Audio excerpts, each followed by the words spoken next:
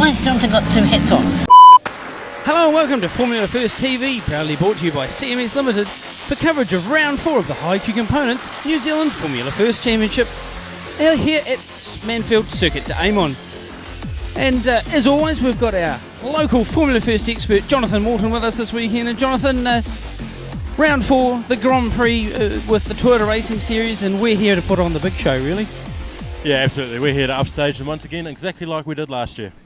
Yes, so looking forward to some more fantastic action from the Formula First crew. And with qualifying this morning on Saturday, it really didn't get started till about halfway through the session. Yeah, they all sort of went out, and it probably took about 3 minutes before they actually came round to start their first laps. Everybody was jostling for position to try and get the crucial toes. Yeah, of course, they all want to sort of be doing their laps at the same time, but sort of 3 laps into it, we finally started getting some really fast times. Yeah, they sort of all broke apart and then finally got back together and just got down to business of setting the best lap time they possibly could. Yeah, we did have that big train in the end, and it was Brodie McConkie who came back in his car that he lent out last weekend that managed to snare pole. Yeah, I think Brodie should probably thank Chris for running in and getting him set up for him this weekend. And he's been fast from the outset this weekend, and he was the man that got the right draft at the right time to get the pole position, and a very fast pole position too, into the 22s. Yes, and it was our championship leader, Rhys Hendelcox, who was on P2 on the front row, but Chris Simon just lacking a bit of pace this weekend. Yeah, they've obviously had to quickly rebuild that engine after his problems before last meeting that he had here at Manfield in the test day, and they're a little bit off the pace, but with Chris's nous in the race, I'm sure he'll be able to get through and up to the front.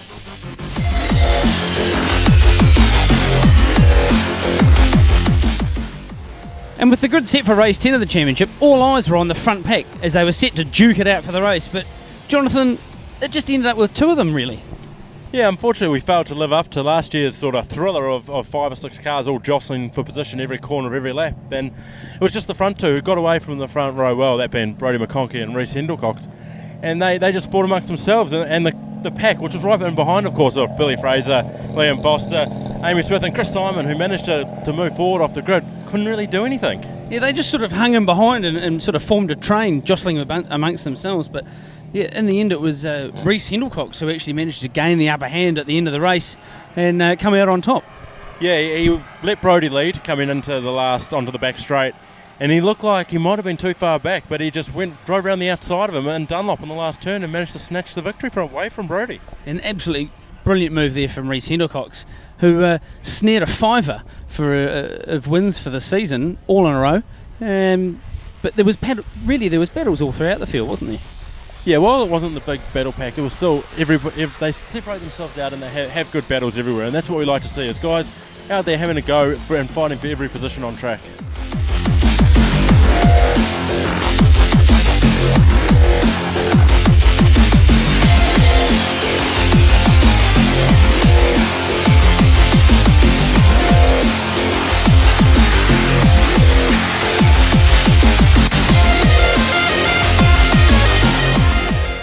And so here we are, Sunday morning of Grand Prix Day, and big overnight news, Jonathan. Yeah, once again the Sabre Motorsport karting challenge was on last night, and once again the crew made it 5-0 over the drivers, so well done to the Sabre Motorsport crew. No surprises, really. Oh, exactly. I mean, epic teamwork. The drivers are a bit slack with the teamwork there, but anyway. They probably should be in the cars today. Yeah, probably. But anyway, racing, race 11 of the championship, another epic duel. Grand Prix morning, setting the tone for the weekend, and they delivered. Yeah, there was a tight 5 at the front that managed to break away and make a gap, and they fought it out amongst themselves. Fortunately, Hep and Thomas Boniface ran off, and also Nathan Suriona, so that's sort of what split the pack up a little bit, but they set themselves up in the groups early and just fought it out to the end. Yeah, so it was a real tight 5 up the front. Boniface and Suriona actually clawed their way back to get a top 10 finish, which is really good for them, and but really good to see that the close racing up the front, not giving an inch, but still nice and clean. Yeah, they got back to going 2 wide through Dunlop, 2 wide through Toyota, 2 wide through Splash. So they were back into the close Formula First racing that we experienced here at the last Grand Prix meeting. Yeah, so the crowd really enjoyed it, but a new winner for this season in young Billy Fraser here. Yeah, it was good to see that we added another bloke to our winners list. And going forward, that's sort of probably leapfrogged him back in the championship contention. And with Reece Hendelcox in second, he extends his championship over perhaps what you'd call an ailing Chris Simon this weekend. Yeah, unfortunately he wasn't able to hold on to the front pack and he fell back with the second bunch, so he finished a disappointing 6th for him. But he'll be looking to, get through this weekend and then rebuild going forward. And it's just about sort of damage limitation at the moment. And again, great work on Liam Foster getting a podium.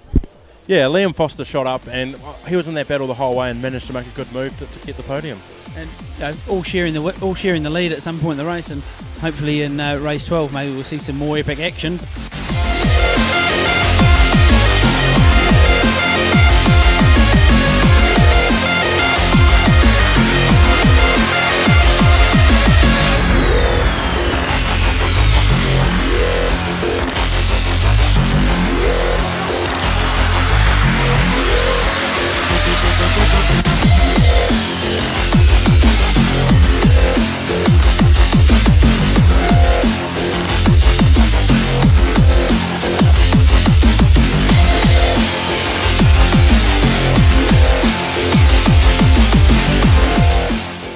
And so here we are, Sunday evening of the New Zealand Grand Prix, where our good friend Jonathan Morton has disappeared on us. He's off celebrating with Liam Lawson.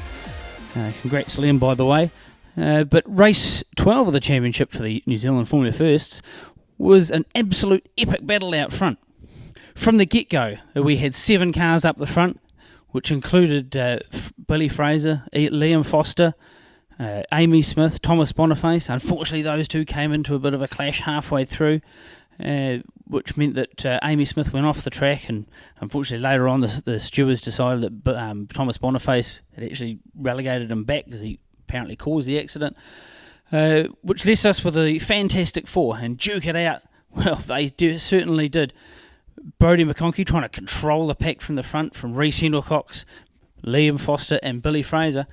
And even though we had a car, Liam Nicholson, unfortunately he went off at turn 1, but the officialdom got him out of the car, got him to safety, and they let us race, which was just great to see, especially in front of the big crowd that we had at Manfield Circuit de Amon. And so towards the end of the race, the 4 duke it out, 4 wide, side by side through Splash, a pass in the grass even, well, an attempt anyway from Reece Hendelcox. It was really great to see. But in the end, it was Reece Hendelcox who took the victory from Brodie McConkey and Liam Foster.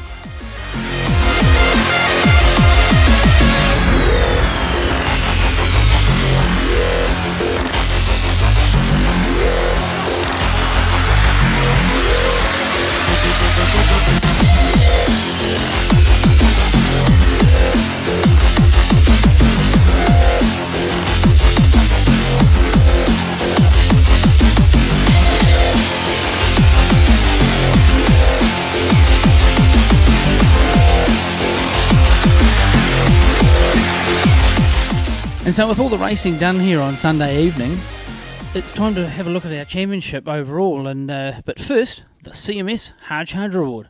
And this week, with Jonathan still celebrating, I get to give it out this week, and it's going to go to, I reckon, the Manfield officials, especially the ones up top that make the decisions about the race, because twice over the weekend we had accidents on track. They got the drivers out of the cars, they got them to safety, and they let our racers carry on hard-paced, green flag conditions, which is just fantastic to see, and they really need to be recognised for that and their wonderful effort. Now onto the championship updates and the Sunset Award. Well, unfortunately, Ron Carter was the only one here this weekend, without the likes of Dave Scammell and Bob Dillow here, so he extends his points lead in that championship. Rookie of the Year, though, well, that's getting closer. With only 9 points in it, 9.5 points in it due to the shared points from the tie last round. It's an ever-close battle between the 2 rookies, Thomas Boniface, who leads out Rona Murphy, the Speed Sport Scholarship winner. And in the overall championship, Reece Hendelcox leads by now a comfortable 100 points, which is he's really taking a good stranglehold on the championship this year. Chris Simon, unfortunately, a bit of a duff round this weekend, and he's now lagging back in second and really getting chased down by third, fourth, and fifth, who are all within 100 points-ish of him, which is really great to see from the championship being so close. And with our championship hotting up, make sure you follow us here at the Formula First Facebook page for constant updates, as we're back out at Manfield Circuit de Amon well, actually, they're not where I am now. And we'll have coverage of round 5 of the championship in 2 weeks' time. See you there.